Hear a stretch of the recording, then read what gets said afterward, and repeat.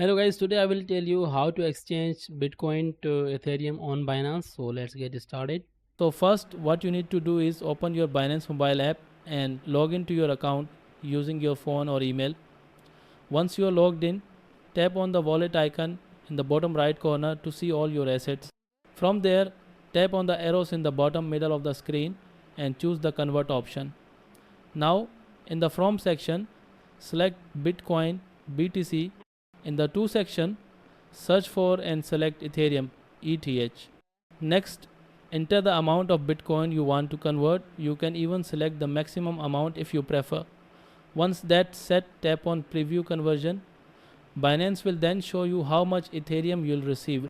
If everything looks good, tap on convert to complete the swap.